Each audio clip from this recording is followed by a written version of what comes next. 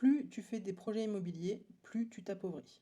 Je sais, ça paraît complètement dingue, on t'a toujours dit vas-y, lance-toi, achète, passe à l'action. Sauf que passer à l'action sans savoir où tu vas, c'est exactement ce qui va transformer un investisseur motivé en un investisseur ruiné. J'ai accompagné plus de 300 projets en presque 18 ans. Et je peux te dire un truc, les investisseurs qui galèrent le plus, c'est rarement ceux qui n'ont pas de biens. C'est ceux qui en ont, mais qui n'ont jamais défini pourquoi ils faisaient ça. Il n'y a pas de cap, il n'y a pas de stratégie, juste des opérations empilées les unes après les autres. Dans cette vidéo, je vais te montrer pourquoi l'absence de vision stratégique, c'est l'erreur numéro 1 qui va plomber 80% des investisseurs. Ensuite, les 3 décisions fondamentales que tu dois prendre avant. Ensuite, les 3 décisions fondamentales que tu dois prendre avant de chercher un seul bien. Et enfin, comment poser ta stratégie en béton pour que chaque projet que tu fais, ça te rapproche de ta liberté au lieu de t'en éloigner. Et si tu restes jusqu'à la fin, je t'expliquerai comment on structure ça concrètement avec nos clients pour qu'ils arrêtent de tourner en rond et qu'ils commencent enfin à construire quelque chose de solide. Avant de rentrer dans le vif du sujet, je vais être transparente avec toi. Cette erreur, je l'ai faite moi-même. Au début, quand j'ai commencé à investir, je faisais comme tout le monde. Je voyais un bien, je calculais si ça passait et j'y allais. Point barre. Après, j'avais pas de vision long terme, j'avais pas de stratégie claire, je faisais juste de l'immobilier. Et un jour, je me suis retrouvé avec des biens qui ne s'alignaient plus entre eux. Et il y en avait un particulièrement qui me coûtait un bras en fiscalité. Un autre aussi qui me bloquait sur ma capacité d'emprunt et encore un autre qui dormait parce que j'avais pas du tout anticipé la sortie. Et là, j'ai compris un truc, tu vois, qui était complètement fondamental. Faire de l'immobilier, c'est pas une stratégie, c'est une activité. Et une activité sans stratégie, c'est un hobby qui va te coûter de la thune. Aujourd'hui, ça fait bientôt 18 ans que je suis dans le BTP, j'ai piloté des chantiers pour Amazon, Carrefour, Vinci et plein d'autres. J'ai accompagné près de 300 projets entre les miens et ceux de mes clients et le constat, c'est toujours le même. Qui réussissent, c'est pas ceux qui trouvent les meilleurs biens, c'est ceux qui savent exactement ce qu'ils vont construire. Il y a un truc que personne t'explique quand tu débutes en immobilier. On te dit vas-y, trouve un bien rentable, on te dit vas-y, négocie bien, on te dit aussi fais des travaux pour créer de la valeur.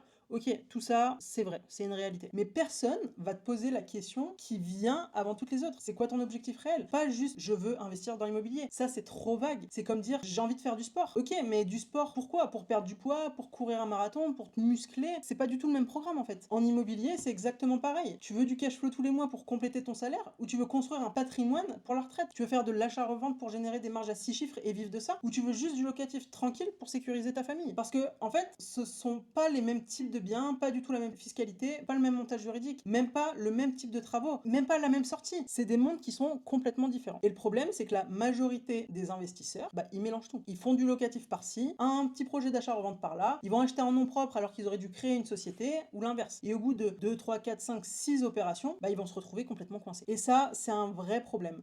Parce que chaque mauvaise décision stratégique, elle te coûte pas de l'argent maintenant, c'est ça qu'il faut comprendre. C'est qu'elle te coûte des options pour demain. Je vais te donner un exemple concret. J'ai un client, Christophe, qui a plus de 60 ans. Il investit depuis les années 90. Il a un patrimoine qui est quand même conséquent. Donc sur le papier, c'est la réussite. Sauf que quand il arrive chez moi, le type, il est complètement noyé. Il a tout fait en nom propre, en location nue. Il a 0 amortissement. Sa fiscalité, c'est une catastrophe. Il crache tellement d'impôts sur certains biens qu'il dégage même plus 1 euro de cash flow positif. Qu'est-ce qui s'est passé? En fait, Christophe, il a fait de l'immobilier pendant 30 ans. Il a jamais posé de stratégie. Il a fait ce que j'appelle de l'immobilier à la tonton Jacques. T'achètes, tu mets un locataire, t'attends. Sauf que attendre 25 ans sans stratégie, c'est pas un plan de richesse en fait. C'est un plan d'attente pour des gens patients, mais qui restent fauchés à la fin. Et Christophe, c'est pas un cas isolé. J'en vois des dizaines comme lui, des gens qui ont 3, 4, 5, 8, 10 biens, mais qui sont moins libres que le jour où ils ont commencé. Parce que chaque bien, en fait, ça les a enfoncés un peu plus dans un système fiscal et juridique qu'ils n'avaient pas du tout anticipé. Et au-delà de la fiscalité, il y a un coût qui va être invisible. Ce que j'appelle, c'est le coût de l'immobilisme.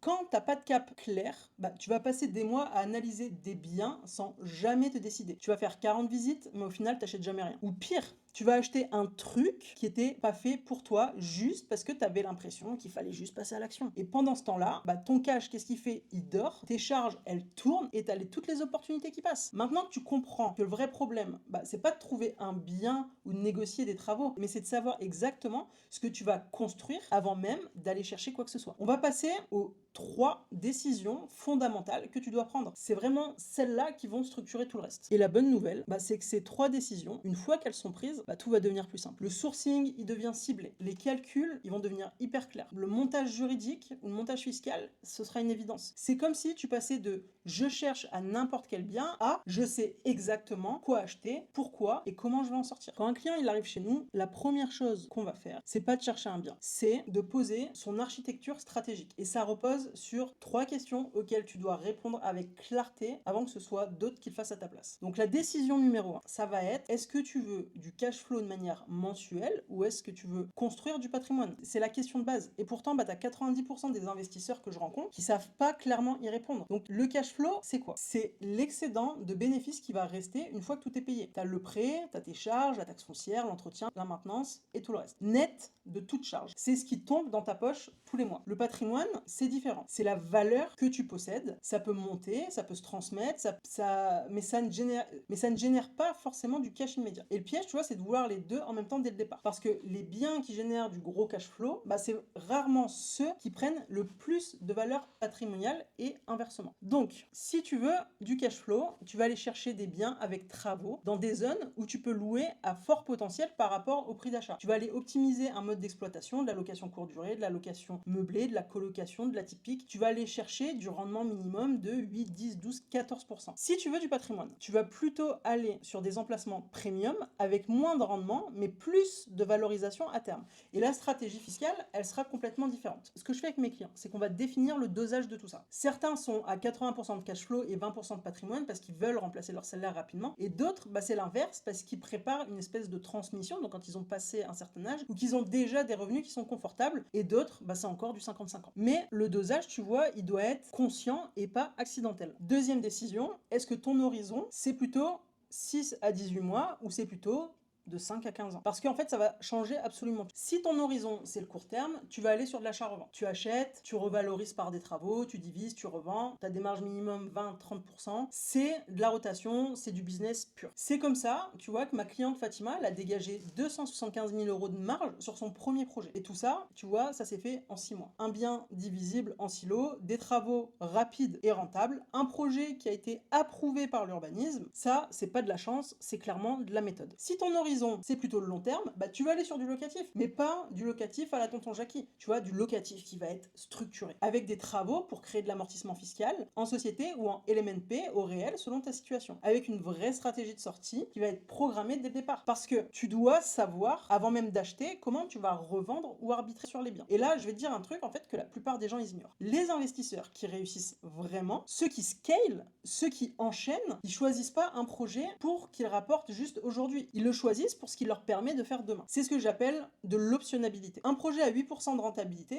et ben ça va te bloquer pendant 10 ans. C'est une prison dorée. Un projet à 6% qui te débloque 3 nouvelles opérations dans les 12 mois, c'est un levier. Donc ton horizon, il doit être temporel. Il impacte le type de bien, le montage juridique, la fiscalité, le financement, il englobe tout. Un exemple rapide sur la fiscalité. Si tu gardes un bien moins de 10-15 ans, que tu privilégies une société à l'IS, si tu le gardes plus de 15 ans, le nom propre, ça peut devenir plus adapté grâce à un abattement sur la plus-value. Tu vois comment une seule décision temporelle, bah ça change tout le montage. Troisième décision, celle-là, elle est structurante pour toute la suite. Marchand de biens, c'est un métier. T'achètes, tu revalorises ou pas. Tu revends, c'est de la marge. C'est du cash, c'est intense, c'est rapide, mais ça demande des process, du réseau et une maîtrise technique qui est réelle. Et c'est comme ça, tu vois, que Lucas, c'est un de mes clients qui a 33 ans, qui est technico-commercial, avec 3-4 opérations ratées derrière lui et moins de 20 000 € de liquidité. Il a dégagé 130 000 € de marge nette. On a trouvé une maison avec un terrain, on a détaché les deux, revendu en 2 lots séparés, juste des frais d'architecte et de géomètre, et on viabilise. Un investisseur locatif, c'est autre chose. Tu vas construire littéralement un parc. Tu vas créer du flux de trésorerie qui va être régulier, c'est plus lent, mais c'est plus stable. Et si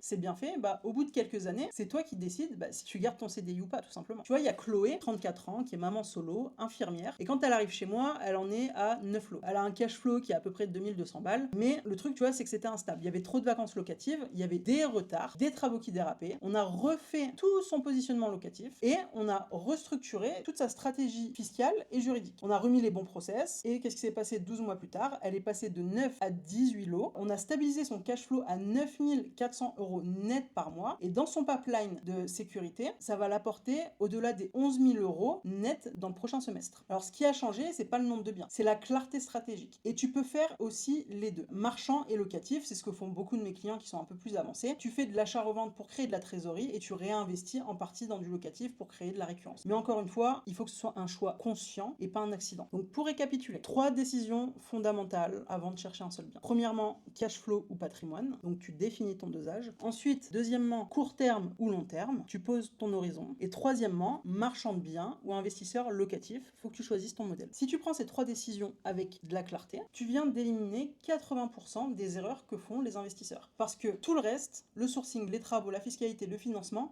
ça découle de ça en fait. Donc maintenant, la question c'est comment est-ce qu'on transforme ces 3 décisions en un plan d'action qui va être concret. C'est exactement ce qu'on va voir maintenant. Ok, tu as tes 3 décisions. Maintenant, il faut les transformer en ce que j'appelle ton architecture stratégique. C'est un plan qui va guider chacune de tes actions et je vais te montrer exactement comment on fait avec nos clients. La première étape, c'est de modéliser ton projet avant même d'aller sur le terrain. C'est l'erreur numéro 1 que je vois. La plupart des gens, qu'est-ce qu'ils font? Ils visitent, ils sont sous l'euphorie, ils font une offre, l'offre est acceptée, ils partent signer un compromis et seulement là, ils vont commencer à réfléchir. Les travaux, combien ça va coûter? L'urbanisme, qu'est-ce que ça va m'autoriser? Combien ça va me rapporter réellement? Donc résultat, soit ils vont abandonner, soit ils continuent parce qu'ils sont engagés et ils vont galérer pendant des mois. Les professionnels, eux, ils font complètement l'inverse. Ils vont préchiffrer, ils vont valider leurs chiffres et seulement après, ils vont visiter et faire une offre. Concrètement, qu'est-ce que ça veut dire modéliser? Ça veut dire que tu prends ta décision numéro 1 et ta décision numéro 2 et t'en déduis tes critères de sélection. Moi, je donne 4 critères à tous mes clients débutants pour un projet de division, par exemple. Un immeuble de moins de 40 ans. Des travaux estimés à moins de 35-40% maximum du prix d'achat. Une rentabilité minimum de 8-9% ou une rentabilité minimum de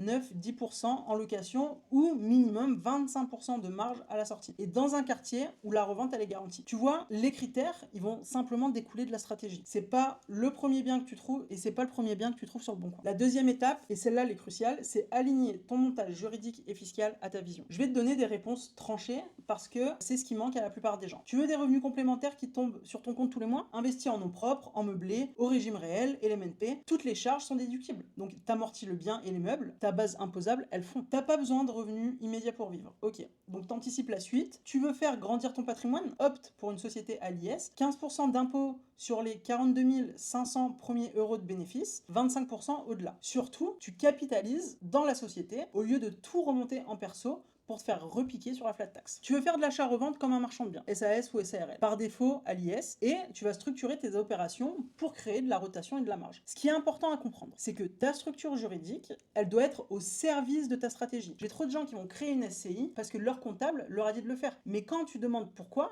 ils savent pas. Ils n'ont pas de réponse, c'est simplement du copier-coller. Et ça coûte trop cher. Christophe, celui dont je te parlais tout à l'heure, depuis qu'on a restructuré sa fiscalité, c'est des dizaines de milliers d'euros d'économiser tous les ans. Juste en alignant le montage avec une stratégie claire. La troisième étape, et c'est peut-être la plus importante, tu dois savoir comment tu sors d'un projet avant même d'y rentrer. C'est contre-intuitif. Tout le monde pense à l'achat, personne ne pense à la sortie. Et c'est exactement là que ta marge, elle va se perdre. Si tu fais du locatif, tu dois savoir dès le départ combien d'années tu vas garder le bien, à quel moment tu vas le revendre et combien ça va te coûter en impôts et en taxes à la sortie. Parce que si tu n'anticipes pas, tu peux gagner pendant 10 ans et tout perdre à la revente. C'est exactement ce qui arrive aux investisseurs du dimanche. Ils se font démonter sur la plus-value. Si tu fais de l'achat-revente, c'est encore plus critique. Tu dois calculer ton ratio entre ton temps de portage, le coût du financement si tu te fais financer, et la plus-value à la sortie. Parce que plus un projet il est long, plus il coûte de l'argent. Et plus il coûte, plus ta marge elle fond. Moi, quand j'évalue un projet, je commence toujours par la fin. Je me dis, ok, ce bien, dans son état final, ça vaut combien sur le marché? Qui va l'acheter? En combien de temps ça se revend? Et je remonte à l'envers. Le prix des travaux, le coût total du projet, le prix d'achat maximum que je peux me permettre. C'est comme ça que tu fabriques de la marge, pas en espérant que le marché il augmente. Ce qu'il faut retenir, c'est que dans un projet immobilier qui va être bien construit, il y a plusieurs options. Tu dois pouvoir louer ou revendre ou refinancer ou pivoter. Et si ton projet t'offre une seule porte de sortie, c'est pas un projet, c'est un putain de piège. Pour résumer tout ce qu'on a vu ensemble,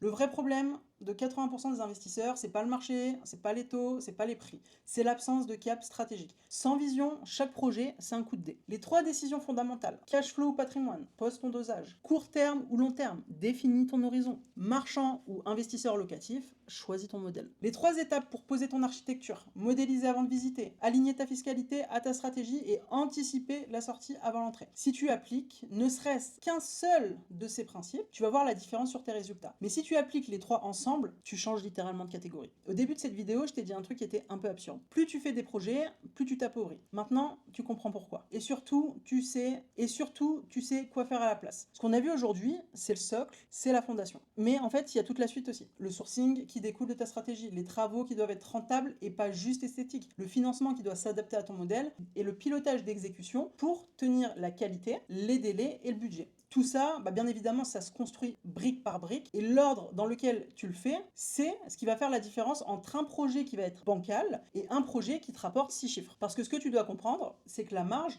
c'est pas un chiffre que tu trouves, c'est une compétence que tu construis à l'achat, dans le montage juridique et fiscal, dans les travaux, dans la revalorisation. C'est l'addition de tous ces leviers qui va faire la différence. Et ça commence par une vision claire. Maintenant, si tu es sérieux, si tu veux arrêter de tourner en rond et construire un vrai business immobilier qui est rentable et qui te donne de la liberté, celle que tu recherches, j'ai ouvert quelques créneaux pour des appels stratégiques. C'est ce qu'on appelle chez nous des sessions de diagnostic. Ça dure entre 45 minutes et 1 heure, on va tout analyser ensemble. Où est-ce que tu en es aujourd'hui ? Ce qui te bloque réellement et comment on peut débloquer ça rapidement avec un plan clair et structuré. Cet appel, il est gratuit, il est sans engagement, il sera soit avec moi, soit avec un de mes experts, pas avec un commercial à la con qui va te lire un script. Par contre, il y a juste une condition. Je veux que tu viennes avec ta situation, tes chiffres, si tu as des projets en cours et surtout, je veux tes objectifs. Parce que je ne veux pas perdre mon temps avec des gens qui sont juste là pour voir, pour être curieux. Donc on est là pour ceux qui veulent vraiment avancer. Le lien, il est dans la description, c'est le premier. Tu réserves ton créneau et on en parle cette semaine. Dis-moi juste en commentaire, c'est quoi ta situation aujourd'hui ? Cash flow, patrimoine, les deux, marchand, locatif. Je vais lire tous les commentaires. Et le sujet qui revient le plus, j'en ferai une vidéo complète. C'était Sadia, on se retrouve dans la prochaine vidéo. Ciao, ciao.